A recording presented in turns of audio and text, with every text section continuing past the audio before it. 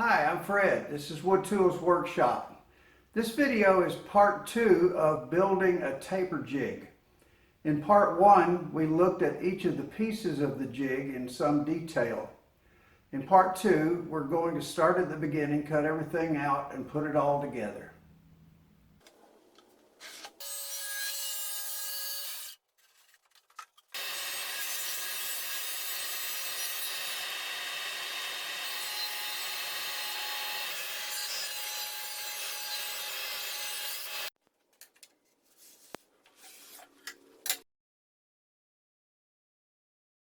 Normally I use my radial arm saw to do crosscut dados, but I was going to have to use the table saw to do the rips anyway, so I figured I'd just go ahead and use my crosscut sled. The width for blades is adjustable to accommodate dados, and this way I wouldn't have to move the dado set from the table saw to the radial arm saw.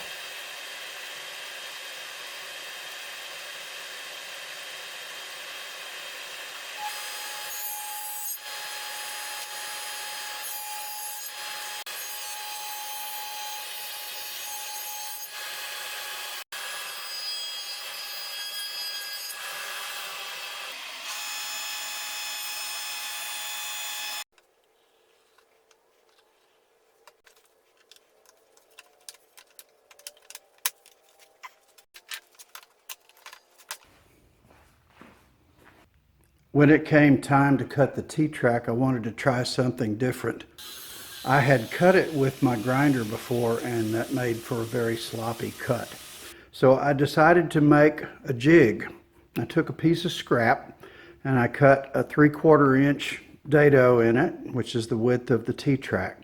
And then I took it to the bandsaw and cut a kerf halfway across. I set the T-track in the jig, measured 8 inches from the kerf that I had cut, and ran my jigsaw through there with a metal cutting blade on it.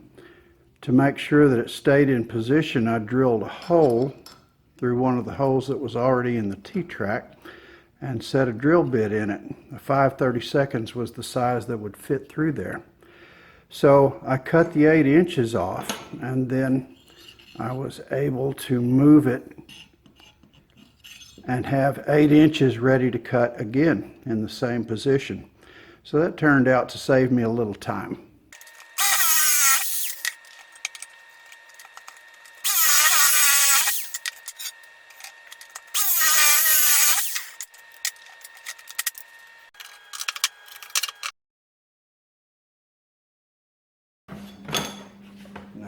Now it'll hold still better.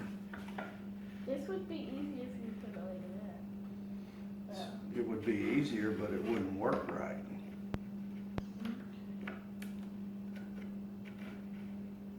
The video going. So we want it to line up right at this edge right here, like so. Yeah. Now give me 3 more of them in the 3 more slots.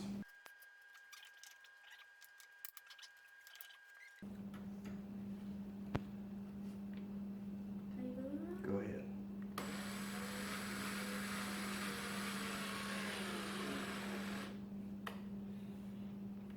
Pull the trigger again. There it is. Okay.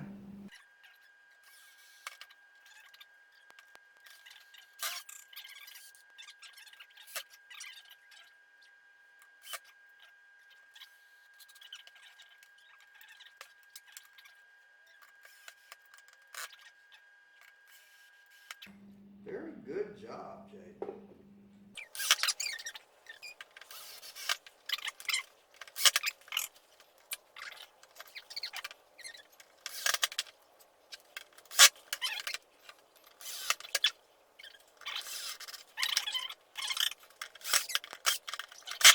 That's good. Threaded inserts are difficult to keep straight while screwing them into a hole. One recommended method is to use a drill press. Cut the head off a bolt of the same size as the insert. Screw a couple of nuts onto it to serve as a stop for the insert, and then screw it on as well. Insert the bolt into the chuck of your drill press and then turn the chuck by hand while lowering it so that the insert screws into its hole.